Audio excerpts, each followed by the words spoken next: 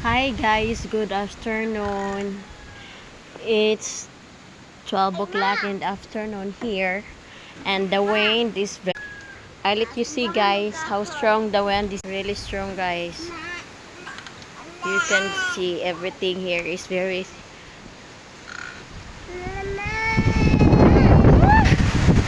Ay, just go Lord. The wind is very strong guys. Some of our banana trees are falling down over there.